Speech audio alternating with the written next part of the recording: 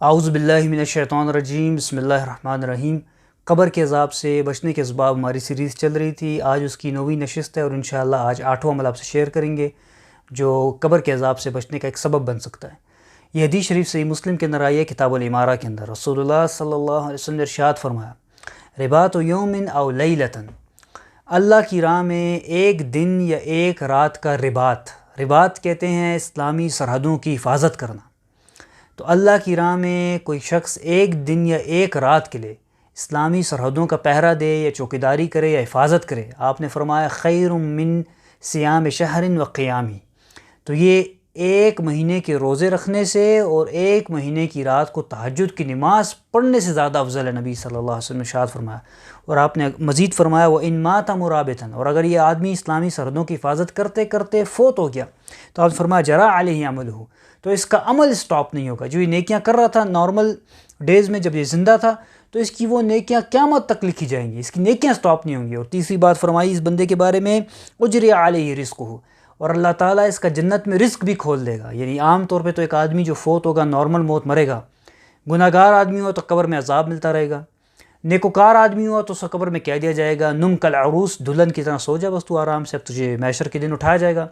لیکن جو شہید ہوتا ہے تو اس کو جنت کے پھل میوجات اور جنت کی نعمتیں اور جنت کی خوراک اللہ تعالیٰ کھلاتے ہیں، تو مرابط کو بھی فضیلت ہے۔ اور چوتھی بات آپ نے فرمائی وہ آمنہ الفتان، اللہ تعالیٰ اس کو منکر نکیر جو دو فرشتے ہیں ان کے فتنے سے بھی محفوظ کرے گا، اور اللہ تعالیٰ اس کو قبر کے عذاب سے بھی محفوظ کرے گا۔ یعنی فتنہ مطلب یہ کہ ان کے ٹیسٹ، ان کے وہ سوالات جو وہ کریں گے، سبحان اللہ۔ اور ابو داؤد کتاب الجہاد کے اندر حدیث میں نبی صلی اللہ علیہ وسلم نے ارشاد فرمایا کل میت یختم علی عملہ،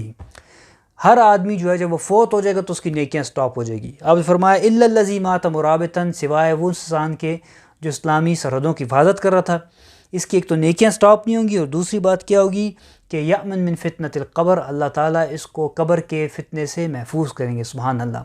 اب یہاں ایک بہت امپورٹنٹ چیز ہے، اس کو ذرا سمجھ لیجئے، یہ مرابط کی اتنی فضیلت کیوں ہے؟ ان ہمارے بھائیوں کی جو اسلامی سرحدوں کی حفاظت کر رہے ہیں ان کی اتنے فضائل کیوں بیان کیے گئے ہیں؟ اس کی وجہ یہ ہے کہ یہ بہت مشکل کام ہے اور یہ بہت بڑی قربانی ہے۔ آپ ایک منٹ کے سوچیں کہ میں اور آپ تو بیچ شہر میں یا بیچ گاؤں میں رہ رہے ہیں، جو عام طور پہ سرحدوں کی حفاظت کر رہے ہوتے ہیں وہ تو بالکل دور ہوتے ہیں سب سے، نہ بندہ نہ بندے کی ذات،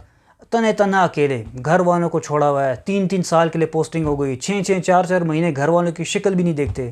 میری ہفتے پہلے اپنے ایک دوست سے بات ہوئی، اس کی پوسٹنگ ہوئی ہے گوادر بلوچستان میں، وہ کہہ رہے ہیں نہ بندہ نہ بندے کی ذات ہے وہاں پر، کوئی بھی نہیں ہے وہاں پر۔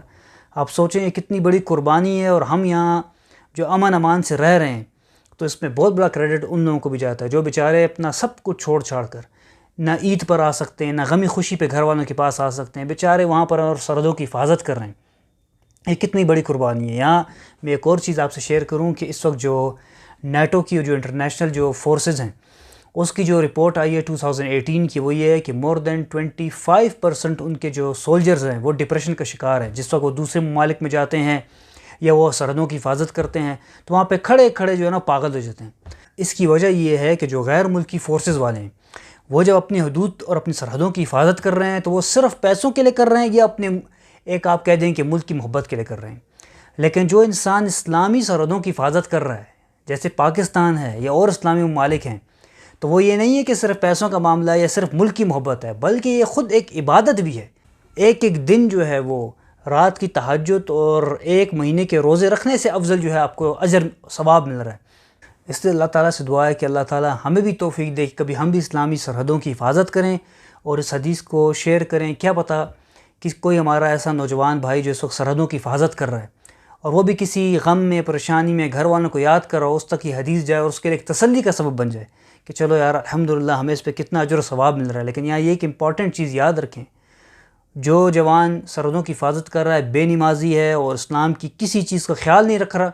تو اس کو یہ فضیلت بالکل نہیں ملے گی، یاد رکھیں۔ ہاں شرط اس کے لیے ہے کہ آپ بیسک اسلام کی بنیادی چیزیں پوری کر رہے ہیں، نماز، روزہ، زکوٰۃ، حج، فرائض اپنے پورے کر رہے ہیں، حقوق العباد خیال رکھ رہے ہیں، تو پھر آپ کو یہ اجر و ثواب ملے گا۔ اللہ تعالیٰ مجھے آپ کو عمل کرنے کی توفیق عطا فرمائے۔ جزاک اللہ خیر۔